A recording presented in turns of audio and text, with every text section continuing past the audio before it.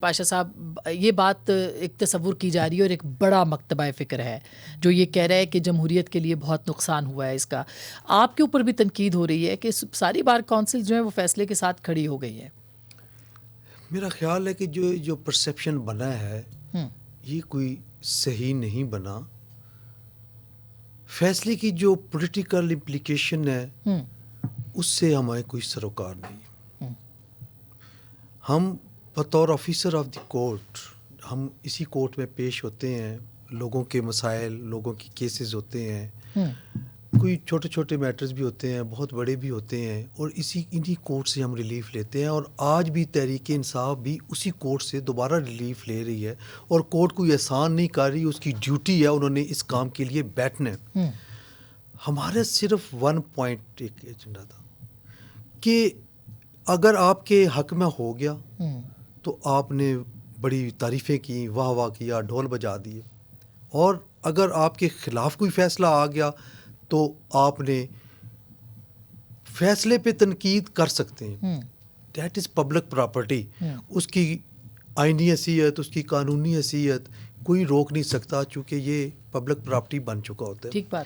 لیکن فیصلہ کرنے والے پہ جو ٹرولنگ ہوتی ہے، جو ذاتیات پہ اترا جاتا ہے، نام لے لے کے گالیاں دی جا رہی ہیں، ہماری تو وہ بات ہے. ہمیں یہ سمجھا جا رہا ہے کہ شاید ہم کوئی پی ٹی آئی کے مخالف ہیں، یا ہم کوئی پی ڈی ایم یا نون کے حق میں. بھئی ہم کی کوئی پولیٹیکل ہمارے موٹیوز نہیں ہیں. ہم صرف یہ چاہتے ہیں کہ جب کورٹ آف لا جب کوئی فیصلہ کرتی ہے تو اس پہ تنقید آپ کا حق ہے، آپ کریں. وہ صحیح ہے، وہ کلیئر ہو گیا. مگر جمہوریت کو نقصان فیصلے کی کے اوپر جو بات ہو رہی ہے، آپ کا پوائنٹ آف ویو کیا ہے؟ کیا آپ کو لگتا ہے کہ یہ ایک بہترین فیصلہ ہے اور اس سے واقعی سیاسی نظام جو ہے مضبوط ہوگا؟ جمہوریت کو نقصان اپنی جگہ پہ بہت زیادہ ہے. میں اس پہ کوئی دوسری رائے نہیں رکھتا. پولیٹیکل پارٹی کا جو سمبل ہوتا ہے وہ پہلے ملکیت ہوتا ہے الیکشن کمیشن کا. الیکشن کمیشن پھر دیتا ہے پارٹی کو، اور پھر وہ ووٹرز جو ہوتے ہیں اس کے لاکھوں کروڑوں یا ہزار جو بھی ہیں، ان کا بھی رائٹ ہوتا ہے کہ اس سمبل کو دینا ہے یا اس سمبل کو نہیں دینا. یہ تو طے ہے، اس میں تو کوئی دوسری رائے نہیں ہے.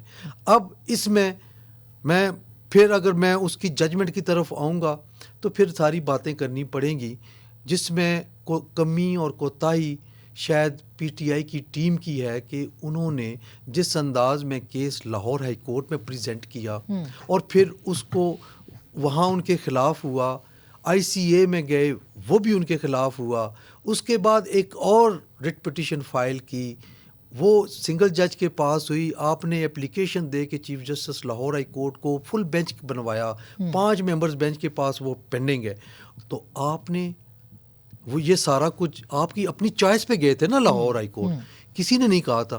آپ پشاور ہائی کورٹ چلے گئے، ٹھیک ہے، آپ نے مناسب سمجھا ہوگا، لیکن پشاور ہائی کورٹ میں جاتے ہوئے آپ کو بتانا چاہیے تھا وہاں پہ کہ ہم نے سملر نیچر کی ایک ریٹ پٹیشن فیصلہ ہو چکی ہے لاہور ہائی کورٹ سے اور ایک ریٹ پینڈنگ ہے.